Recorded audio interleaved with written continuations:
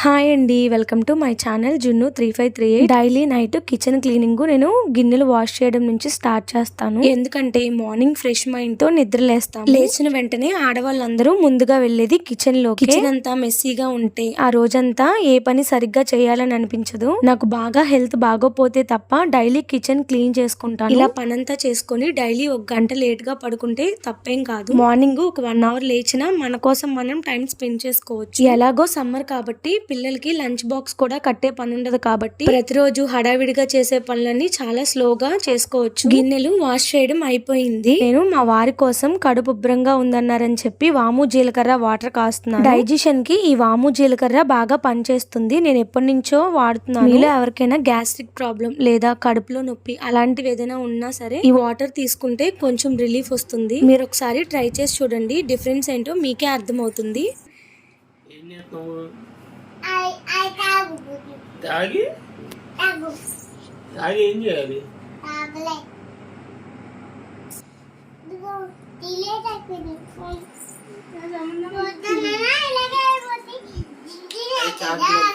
నేను ఎప్పటి నుంచో ఈ టీ కాఫీ షుగర్ వేసుకునే బాక్స్ ఆర్డర్ చేద్దాం అనుకున్నాను. అది ఇప్పటికి కుదిరింది. మా ఇంట్లో నేను మా ఆయన ఎక్కువగా టీ కాఫీ తాగుతాము. అంటే మార్నింగ్ అండ్ ఈవినింగ్ లేండి. నేను ఎక్కువగా కాఫీ పొడి లూజ్ కన్నా ప్యాకెట్స్ యూజ్ చేస్తాను. నాకు ఈ లెవిస్టా ఇన్స్టంట్ కాఫీ పౌడర్ అయితే బాగా ఇష్టం. ఎందుకంటే నేను మా ఆయన కాఫీ ఎక్కువగా స్ట్రాంగ్ గా తాగుతాము. కాఫీ లవర్స్ కి అయితే ఈ కాఫీ పొడి బాగా నచ్చుతుంది. కానీ దీనిలో తక్కువ క్వాంటిటీ మాత్రమే పడుతుంది. చూడ్డానికి అయితే చాలా బాగున్నాయి. దీనిలో కొంచెం పెద్ద సైజు ఉంటే బాగుండేది. ఇవి నేను రాగానే ముందు వీటిని వాష్ చేసి కాసేపు ఎండలో పెట్టిన తర్వాతే యూజ్ చేస్తున్నాను. ఇవి చెక్కవి కాబట్టి ఎక్కువగా వాటర్ తగిలినా కూడా తొందరగా పడే ఛాన్సెస్ ఉన్నాయి. సో వాష్ చేసుకునేటప్పుడు మాత్రం కొంచెం జాగ్రత్తగా వాష్ చేసుకోవడం బెటర్. ఇక్కడ నాకు ఇవి 200-250 ml పట్టుంటది ఇది మొత్తం. ఇవి నేను ఫ్లిప్కార్ట్ నుంచి తీసుకున్నాను. ఇవి నాకు 450-500 అలా మధ్యలో పడినాయి. కానీ ఇంత కాస్ట్ పెట్టయితే ఇది అనవసరం. కానీ లుక్ వైజ్ చూడడానికి బాగున్నాయి అని చెప్పి మాత్రమే నేనైతే ఆర్డర్ చేశాను. ఎందుకంటే తక్కువ క్వాంటిటీ ఉన్నాయి కాబట్టి నాకు అంతగా నచ్చలేదు. But it's okay. ఇంకా కిచెన్ లో గ్యాస్ స్టవ్ తో పని అయిపోయింది అనుకున్నప్పుడు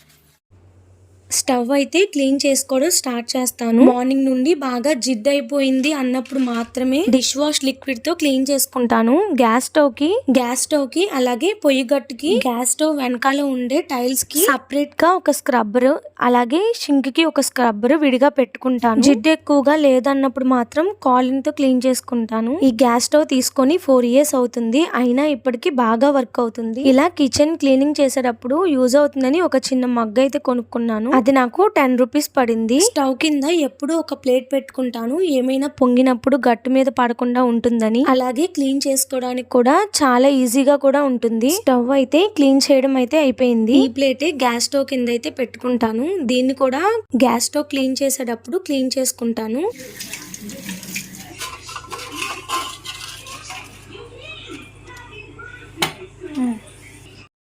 సింక్ కి పక్కన ఒక డస్ట్ బిన్ ఉంటుంది. అది మాత్రం ప్రతిరోజు రాత్రి చెత్త తీసేసి దాన్ని వాష్ చేసుకుంటాను.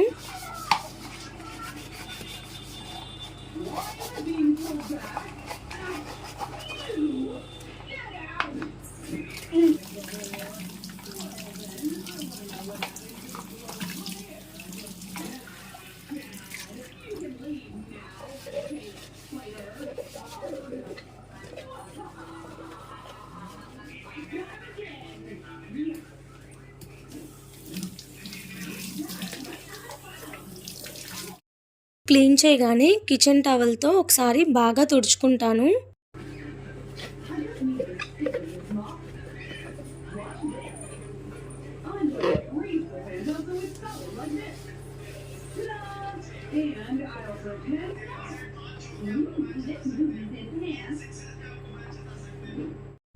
నెక్స్ట్ అన్ని క్లీన్ చేశాక ఇంకా ఫైనల్ గా షింక్ ని అయితే క్లీన్ చేసుకుంటాను. షింక్ ని వారానికి ఒక రోజు బేకింగ్ సోడా నిమ్మకాయ వేసి క్లీన్ చేసుకుంటే సింక్ వాసన రాదు, అలాగే పురుగులు కూడా ఉండవు. ఇంకా ఫైనల్ గా డస్ట్ బిన్ కవర్ వేస్తున్నాను. ఎప్పుడు చిన్న డస్ట్ బిన్ అనేది షింక్ దగ్గర ఉండటం మంచిది, పెద్దవి ఉంటే మాత్రం బయట పెట్టుకోండి, అప్పుడే స్మెల్ రాకుండా ఉంటుంది ఇంట్లో. క్లీనింగ్ అంతా అయిపోయినాక ఇంకా మార్నింగ్ కి పాపకి ఆయనకి నాకు బాదం పప్పులు అలాగే కటోరా గోధుమ నానబెడుతున్నాను. నానబెట్టడానికి ముందు ఒక 2 సార్లు వాష్ చేసుకుంటాను, ఎందుకంటే మేము బాదం పప్పులు తొక్క తీయకుండా తింటాము, అలా తినడం అనేది మంచిది. అలాగే కటోరాను కూడా ఒకసారి వాష్ చేస్తున్నాను. ఈ వీడియోస్ నచ్చితే మన ఛానల్ ని లైక్ చేయండి, అలాగే మరిన్ని వీడియోస్ కోసం మన ఛానల్ ని సబ్స్క్రైబ్ చేసుకోండి. Thank you for watching. Tata, by by, good night.